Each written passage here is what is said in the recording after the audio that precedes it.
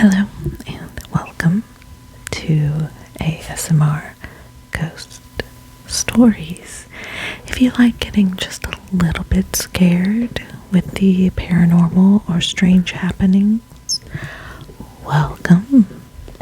And before you go ahead and put on your headphones, hit that subscribe button as well as the notification bell because I do upload twice a week. All of my stories are told in either soft spoken or whispered forms. So sit back, relax, and don't let my dogs in the background disturb you while they chew on their bone. They like to be with me, so it's just one of the things that I put up with. So enjoy, because I'm certainly enjoying it. Probably not as much as they are, though. Let's get into today's story. The poltergeist that trashed a court reporter's office. And you'll have to kind of excuse my voice a little bit today. I'm really trying to fight off a cold or allergies or something, so my voice comes and goes. But we're gonna do this. When Jim Hazelwood, editorial writer for the Oakland Tribune, arrived at the office of court reporter George W. on Franklin Street, June 15th, 1964, the ghost had already been active for 2 weeks. The first manifestations, according to Helen R., concerned themselves with the telephones in the office. The row of lights on each telephone base would light up in rapid succession. But there would be no one on the line. The telephone company insisted that there was nothing wrong with the instruments.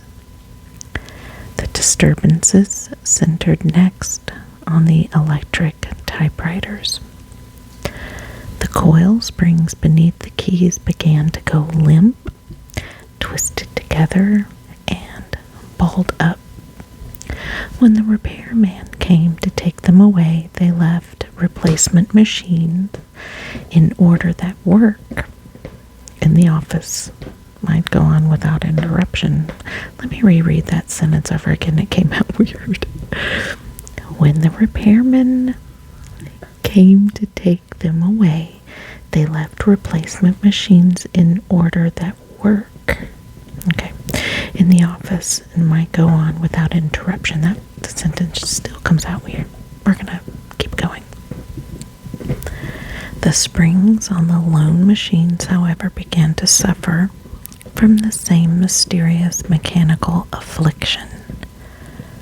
When the original typewriters were returned to George W.'s office, their springs once again began to twist and bend. Bob G., a sales representative for the typewriter company, told Hazelwood that the typewriter springs in question normally lasted for the life of the machine.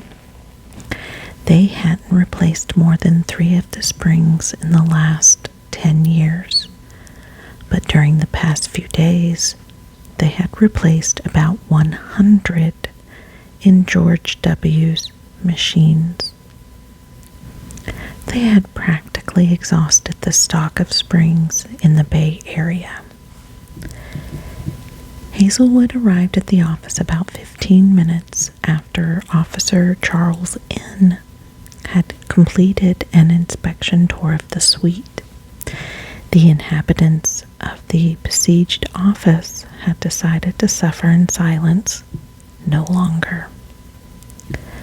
The staff members of George's office included, in addition to himself, his wife, Z., court reporters Robert C. and Calvert B., and 2 transcribers, Helen R. and John O. Hazelwood quickly surveyed the office and saw that it was in a shambles. A cracked ashtray littered the floor along with a pile of smashed crockery. A puddle of water had seeped out of a broken flower vase that rested against a corner of George's desk. Officer N told Hazelwood that when he had first arrived, the broken vase had been on a shelf 18 inches deep. It flew across the room and made a right turn to smash itself onto the floor. While the policeman spoke, he was interrupted by a banging sound from the room on the left. One of the telephones had fallen to the floor. Hazelwood later wrote that they had quickly become tired of picking up telephones. While he was in George W.'s office on June 15th, all 8 of the phones kept sliding off the desks and falling to the floor with monotonous regularity. Jim E., a staff photographer for the Tribune, arrived and asked John O. to pose beside a pile of debris. Jim snapped the picture and the 2 men turned to leave. Their attention was brought sharply back to the room when they heard a loud crash behind them. The floor was now covered with white powder from a jar of cream substitute that had jumped out of the coffee cupboard and smashed on the floor. The phenomena called a halt to its unwelcome activities that afternoon at precisely 4 p.m. George W. announced that he was going to move some of his equipment into an empty office downstairs in an attempt to escape the wild thing that had mysteriously beset them. It was imperative that the staff get caught up on work that had been accumulating because of the ghost's rampages. The next day, George's frustrations were multiplied when he learned that the ghost had followed them into the new suite. In addition, other offices on the second floor had been afflicted by the phenomena. Ralph and Janetta R., who ran an engineering insurance service, had their typewriter fly off a desk and several coffee cups explode. Their telephone fell to the floor and was broken.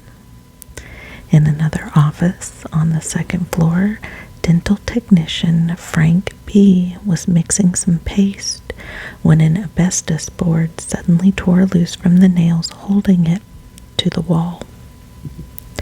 Reporter Hazelwood arrived shortly after 10 a.m. and went up to the third floor office where some of the staff were still trying valiantly to conduct business. The journalist resolved to keep a logbook of the occurrences for 1 hour. During those 60 incredible minutes, a metal dictaphone foot pedal with a cord wrapped around it flew out of the cabinet, struck a wooden counter, and fell to the floor. Light bulbs broke in the stairwell between the third and fourth floor. Paper cups were strewn around the water cooler. A metal card index file fell to the floor. A typewriter top flew out an open window to the street below. And a 2-pound can of coffee left the cabinet and landed 10 feet away. Later that day, a 30-pound typewriter leapt off a table in an empty room and fell to the floor. A large electric coffee percolator slid off a table and several coffee cups exploded. Bob G., the harassed typewriter repairman, saw a heavy wooden filing cabinet turn turn sideways and fall over. Dr. Arthur Hastings, who at that time was a professor at Stanford and who had gained an excellent reputation as an investigator of the unusual and unexplained, one that he still maintains, offered his opinion that the office was the scene of a genuine poltergeist phenomenon. Hastings told Hazelwood that this was the first time that he had ever heard of a poltergeist case taking place in an office. But the phenomenon was real enough to convince even the most hard-nosed skeptic that this particular poltergeist preferred the typewriters and filing cabinets of an office to the domestic surroundings of a home. On Wednesday morning, June 17th, the phenomena reached a climax shortly after Cal B. and John O. opened the office. In rapid succession, the water cooler tipped over, soaking the left office and covering the floor with broken glass. A large wooden cabinet of office supplies came thudding down, and a movable counter flipped over onto its back. Hastings predicted that the phenomena would not return. This is usually the pattern with the poltergeist phenomena, he told Hazelwood. They start slowly, build up to a climax, then stop altogether. I don't think we'll see any more of these occurrences. Of course, he added, I could be wrong. It appeared at first as though Hastings' prediction had been accurate. The poltergeist was quiet for 9 days. Then, on June 26th, it once again caused havoc at George W.'s office. Z, his wife, said that she tried to prepare for it as soon as the first telltale signs showed up. When springs started breaking in all 3 typewriters, she knew that it had come back. Z started placing breakable objects on the floor. She had no sooner set a cup down and turned her back when the cup leapt 8 feet across the room and shattered against a filing cabinet. Almost simultaneously, 2 glass ashtrays smashed to the floor, and a stapler bounded from a desktop. Z said that they didn't know what was systematically attacking their office, but whatever it was, they were sick and tired of it. Hastings said that he still believed that the eye of the storm had passed on, and that only the weaker manifestations remained. It appeared that this time Hastings was correct. After that last dramatic manifestation, things at the office seemed to quiet down for good. But both Hazelwood and Hastings were shocked when John O. confessed to the police that he had caused all the objects to fall by flipping them behind his back.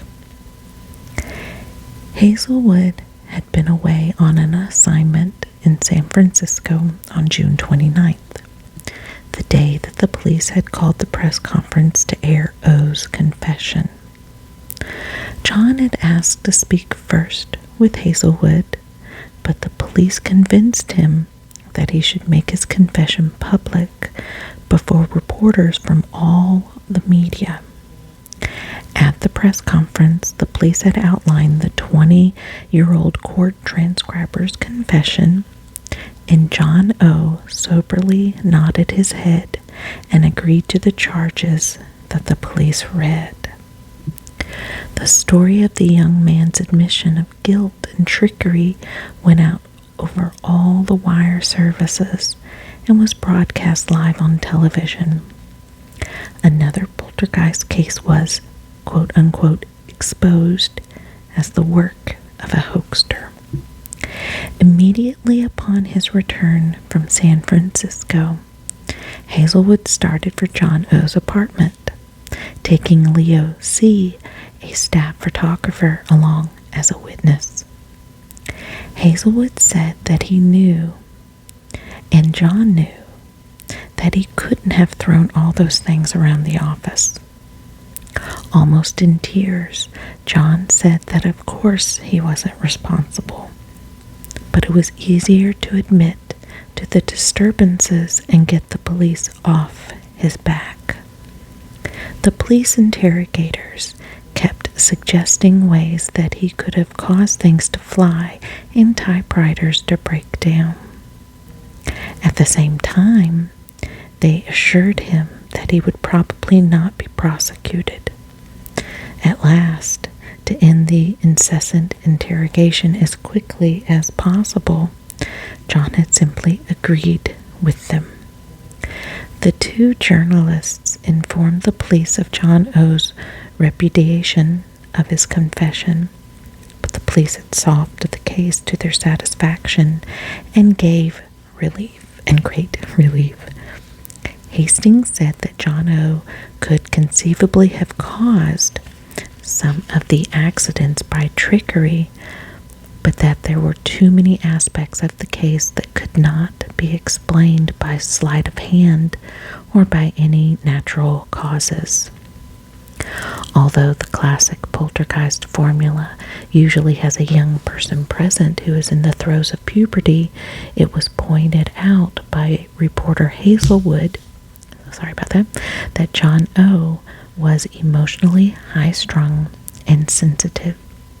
He was upset to the point of illness that the police should even consider him guilty of the disturbances.